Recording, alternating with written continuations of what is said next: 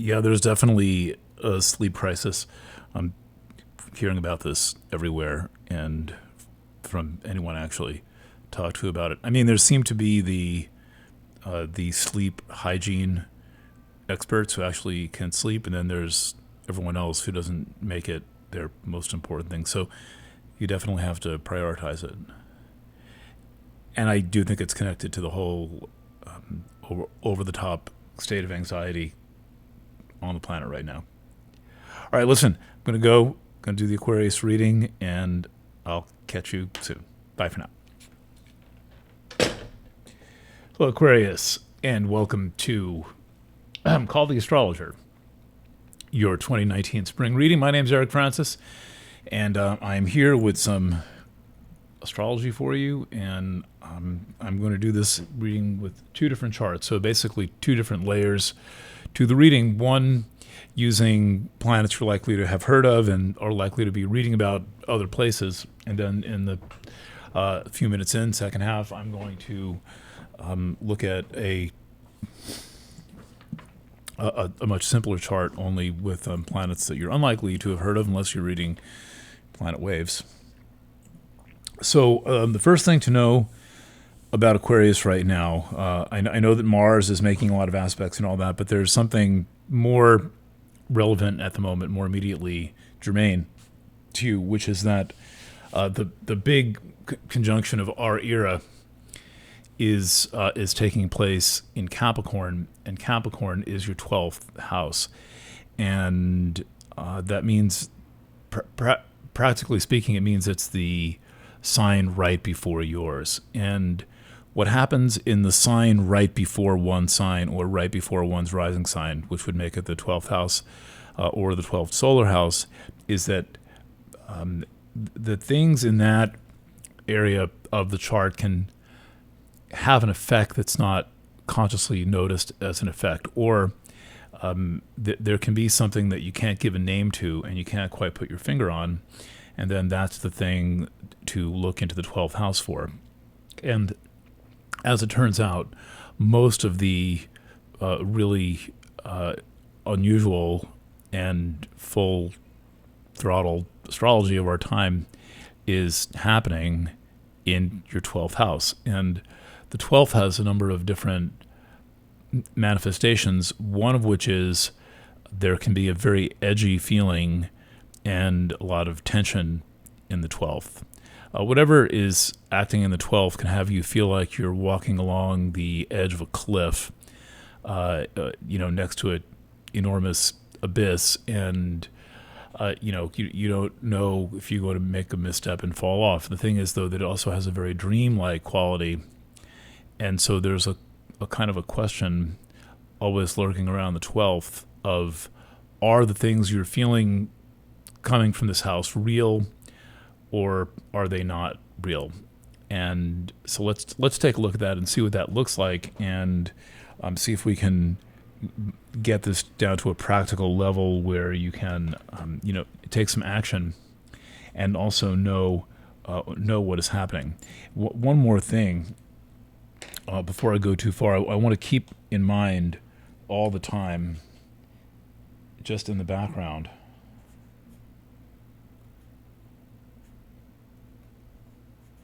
drawing in this, and we'll get to the 12th. That here's your solar chart. We know that it's your solar chart or whole sign house chart, the archetypal chart of Aquarius, because Aquarius is on the first house. So that's our reference point. What's on the first house, in or on or occupying the first house, is the reference point for whatever it is that you're reading. And when we get to late 2020, there's this conjunction that happens in the first degree of Aquarius. So that's the way the first degree of Aquarius amplifies things for you and for everyone. It makes it extra specially Aquarius. There's a kind of emphasis indicated by something happening in the first degree. It's like a big event happening on New Year's Day or something like that. You remember it all year. But currently, right now, you can see that there's a conjunction forming in the 12th. There's another conjunction we'll get to in a second, but so a lot of conjunctions affecting you And this is the Saturn-Pluto conjunction. And it is exact on 1/12/20. It is a global event. It is a difficult aspect historically and for many people because there is it comes with fear very often, and then at the same time a contraction of consciousness, which is a great way to magnify fear. And so it's really important for you to track your inner psychological and spiritual process and not get caught up in the hall of mirrors, hazy kind of space of the 12th house. And I think that a kind of a background level of anxiety is one of the indications of what you might be experiencing there. And definitely it's possible to have sleep be something you have to do as a fully conscious challenge to yourself. This, I mean, it's a little like, trying to relax in the midst of a lot of uncertainty.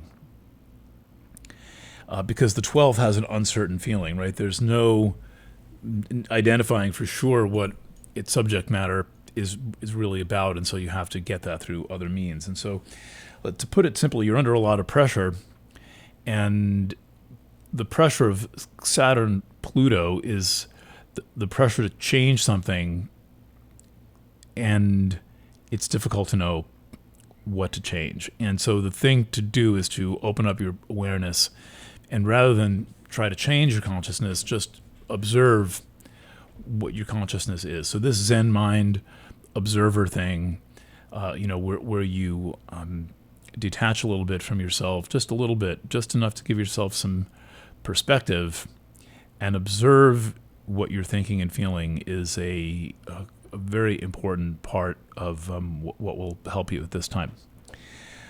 Also, what's about to happen is that Jupiter, the largest planet, and Saturn, the second largest planet, will soon all be together in a conjunction with Pluto, Jupiter, Saturn, Pluto, and then Ceres and Mercury. This is all on 1/12/20. And then over the course of 2020, both Saturn and Jupiter are going to kind of seem to push through your first house. And so this is saying that there's something, a real rebirth coming for you. The presence of Saturn in your sign alone would do it, Jupiter alone would do it, but to have Saturn and Jupiter doing it. So if you feel like you're building up to something, that is definitely true. Only you can't look too far ahead into the future. You need to keep your mind on the present and to some real extent on the past, resolving the past, because you want to have as much of your inner work done and inner baggage cleared out as possible by the time late 2020 comes around. And so you have help with that. One of the things that that 12th house activity does is help you clean closets. The 12th is like a big closet, basically. It's the Brits call it the dustbin of the zodiac. Okay, so this is all going on around your ascendant. When things are going on late in the 12th and early in the 1st, again, this is rebirth territory, major rebirth territory. All right. The next thing is that let's take a look at the square. See, Jupiter's up in your 11th here, and that's a very social house.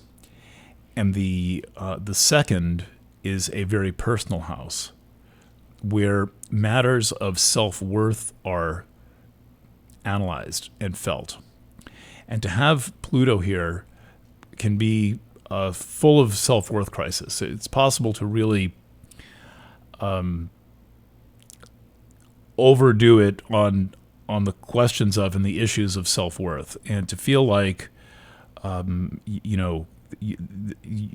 to feel like you're never enough for any situation. And the thing is that it is very unlikely that anyone is judging you not enough. That's something that's likely to come from you. And Neptune in the second in Pisces is going to predispose you to doubts. And so that combined with what's going on in the 12th, I could see this being at times a fitful, very uncertain, potentially anxiety-prone time in your life. And so let's see if we can find some pathways through that and beyond that. They are there. So the one thing to bear in mind is that the insecurity of Neptune in the second is matched here by a very strong confidence of Jupiter in Sagittarius, Jupiter in Sagittarius in the 11th, and that is confident, and there's a lot of promise to that, and a sense that, first of all, it enhances your magnetism and your visibility, and will accentuate your beauty in whatever form that takes. And part of that is your intelligence and your philosophical capacity to, for example, talk about real things in a place where people are not talking about real things. So that's one of the eccentricities of Aquarius, is a refusal to be superficial when everyone else is being superficial. So that's one thing we can all thank you for. So this is enhanced by Jupiter in the 11th, but it's squared by Neptune.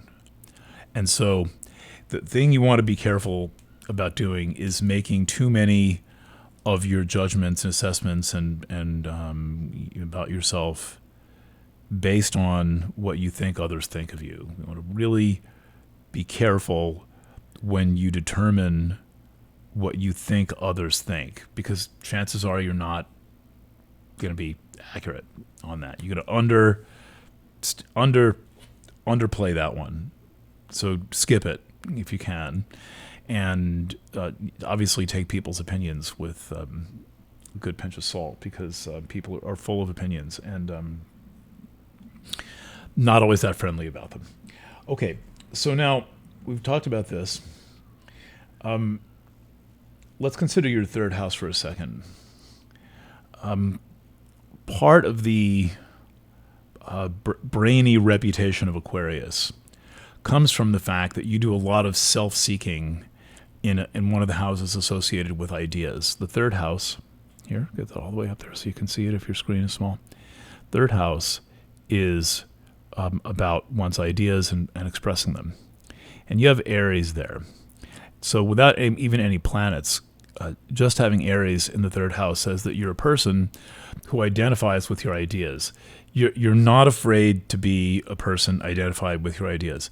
Some people want to be identified with their black pumps, and some people want to be associated with their red Corvette, and some people want to be associated with their fountain pen, and you want to be associated with your ideas.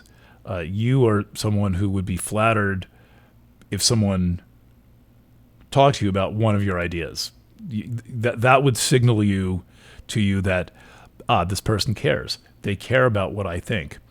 And I would say that's fantastic. You're doing great for, 21st century Western late capitalist society, because you're thinking about ideas and a lot of other people are thinking about ice cream. And ice cream is important, but at least you have to know what turns you on.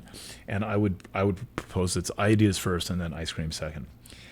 Chiron has now jumped into this house. There's Mr. Chiron there. He's in the third house. Yeah, can you see that? And so one of the things that Chiron is going to do is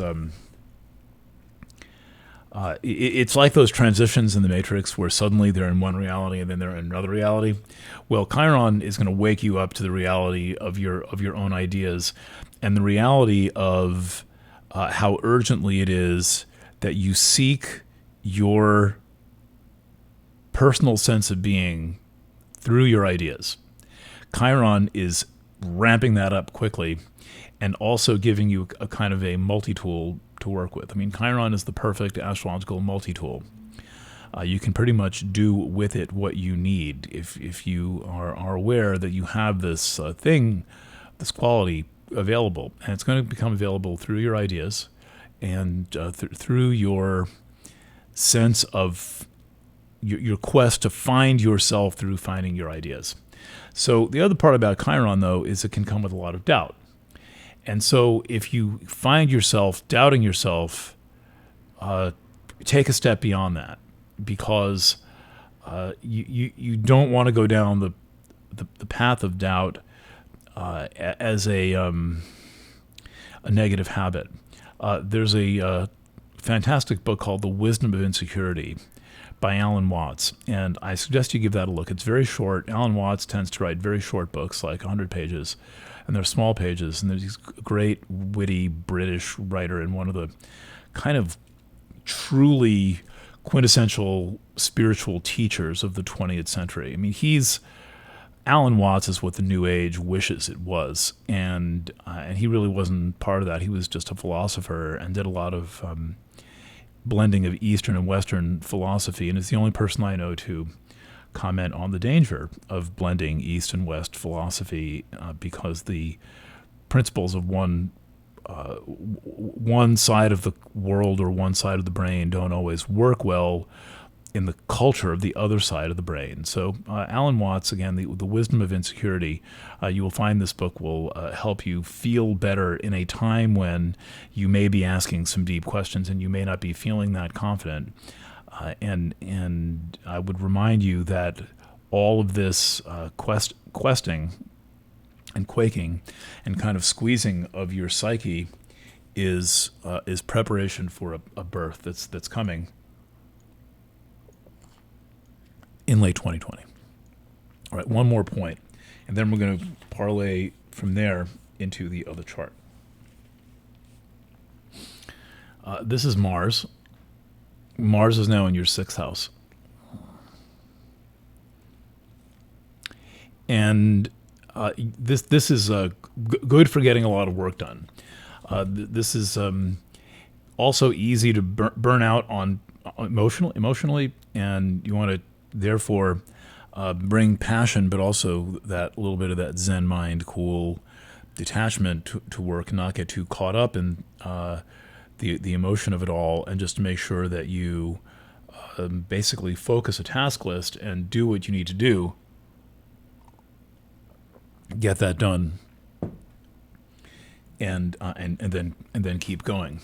Now, the one of the challenges of Chiron, rather of Mars, is all the aspects it's making, and one of the ones we can see in this chart, making many more, which we'll get to in a second, is this kind of alignment between house number 6, which has got a very mental quality, and house number 3, which has a very mental quality. And the idea here is to get out of your own way, to not make things too mental, or to know when you are making things mental and you just need to be more creative or relax for a while or go outside and make a habit of getting out of your own way. Become an expert at how to get out of your own way. All right. And that means don't go crazy overthinking things. I know that can be hard these days. But you want to make sure you think about things enough and that you come up with a few good questions and you get them, you either get them answered or you agree with yourself that you're going to let the question stand until they're answered. And it's that is I find to be a really healthy approach. A teacher named Joseph Jastrab pointed me in this direction many years ago when he said that part of maturity and part of being intellectually mature is being able to stand in the face of a mystery and not have to answer the question, right? Not have to solve the mystery, not have to rush the process of solving the mystery. And that is a path out of anxiety, because a lot of anxiety is pressure to come up with a conclusion of some kind. And so Mars square Chiron is cautioning you against feeling like you need to either have the one right answer or come up with the one solution. Because the chances are there's more than one answer, and the chances are there's more than one solution set to every problem that you're looking at, no matter how simple the problem is. And one of the things I suggest is that when you solve a problem, start over and solve it again. And solve every problem 2 or 3 times, looking for a different solution set. Right? Okay. Now, here are we might call the hidden planets. The planets that are not really too much part of the mainstream astrological discussion at all. Chiron is here. So we still see Chiron in the square to Mars. This is the caution about overthinking and remembering that when you solve a problem, start again, resolve it, go back, Zen mind, and start from a clean slate all over again, and challenge yourself to be creative with your thinking. Now we see that Chiron is in a conjunction with Salacia, a much slower moving point. Salacia is one of those like 280-something orbits. Chiron's a 50-year orbit. So Chiron goes around the sun more than 5 times every time Salacia goes around the sun 1 time. And they are a conjunction that's lasting basically from 2018 through 2020. And I'm calling this the sexual healing conjunction.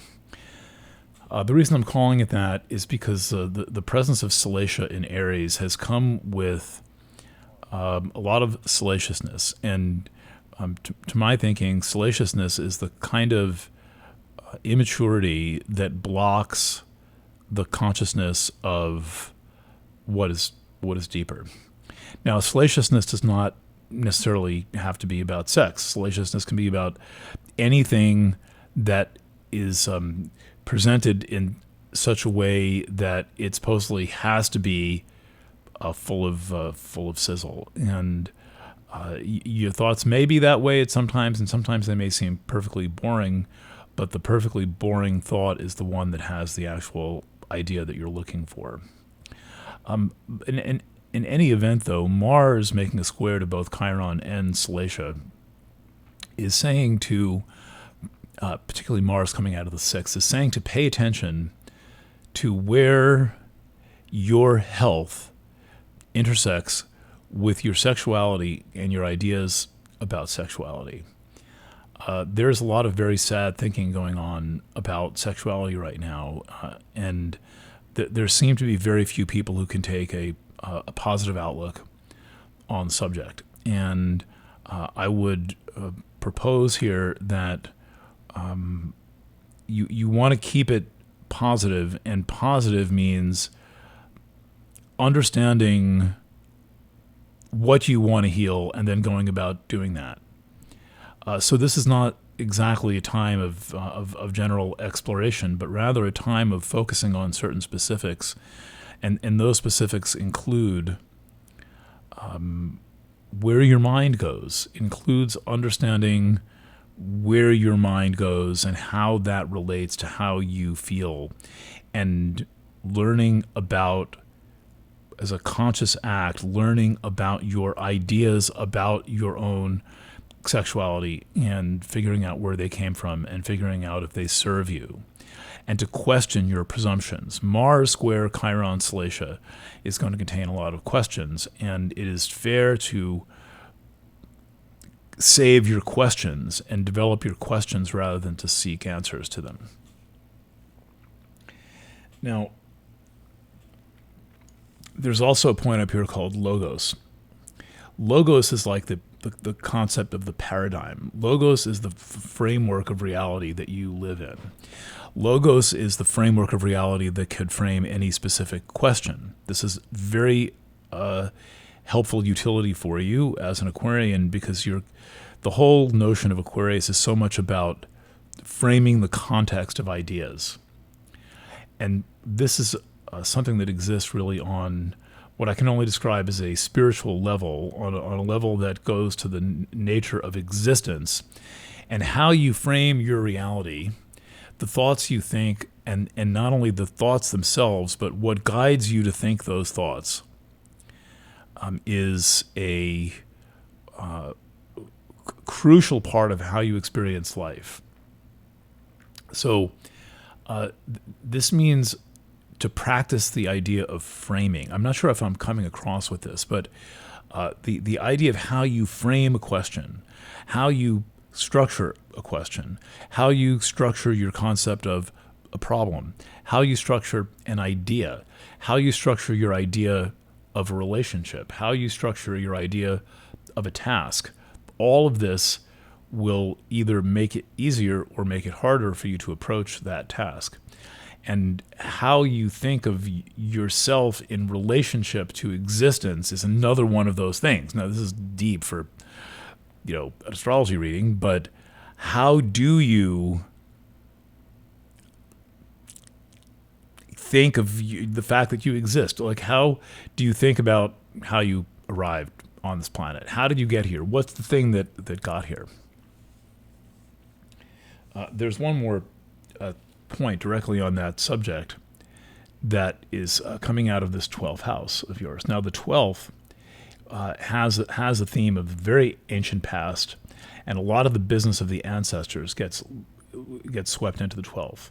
So a lot of us are carrying around much baggage from ancestors in the 12th, and Capricorn happens to be a sign associated with ancestry and the collected traditions and baggage of ancestry. Pholus is a key to understanding ancestry. That's a slow-moving centaur that's going to be there for like 20 years. And Quayar is a slow-moving outer planet out by Pluto, and that's about the origin of where your tribe originates from, and then hence where you originate from. And here we come, what I think may be the whole point of your astrology up until Jupiter and Saturn enter your sign in late 2020, which is there's a question about what you're doing here. There's a question about how you got here. How did you get here? How do you think you got here? Let's start with that. Are you one of these people who believes you chose your parents? Do you think that there was some accident? Do you think that it's random? Do you think that you're here by mistake? There's a lot of people who believe that their lives are a mistake. They're born in the wrong body. They're born in the wrong time. They're born into the wrong family.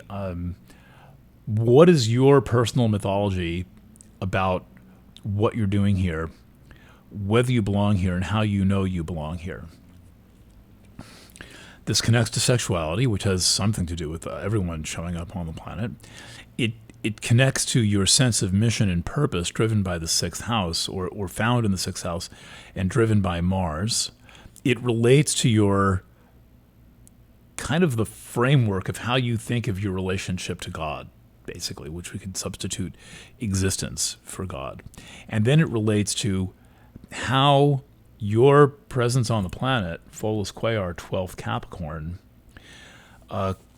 is described by this kind of descending vertical journey of the ancestors down to you. How did you end up in that family line? So there's questions that are too deep to answer here, right? But they're not too deep to ask, and they're not too deep for you to ask.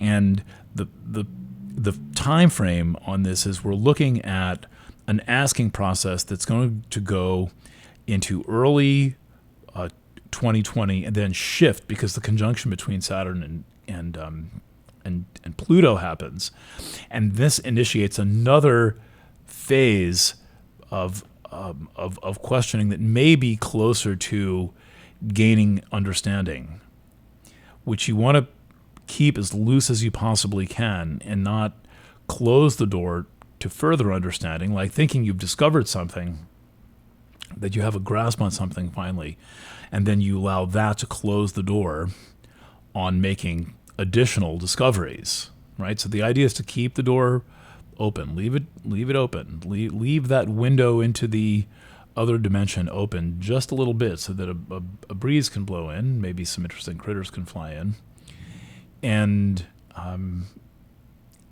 be content. It's easy to say this. Be content to be asking good questions.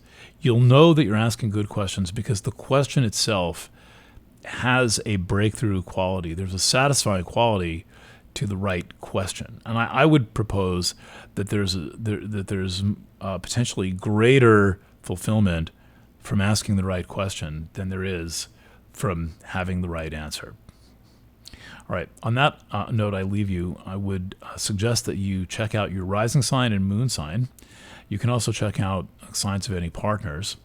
And then there's two pieces of writing that I would call your attention to, both from the intelligence set of readings, if you've got that, which you may have. I suggest you reread Aries, which is all about Aquarius. Really, the Aries reading is about the Aries-Aquarius connection. And then the Aquarius reading focuses on Aquarius with the context of Aries. But I think one of my best pieces of writing ever about the sign Aquarius is to be found in the Aries 2020 reading called Intelligence. All right. On that note, thank you for trusting me as your astrologer, and you know where to find me if you have any thoughts or questions. Bye for now. Click.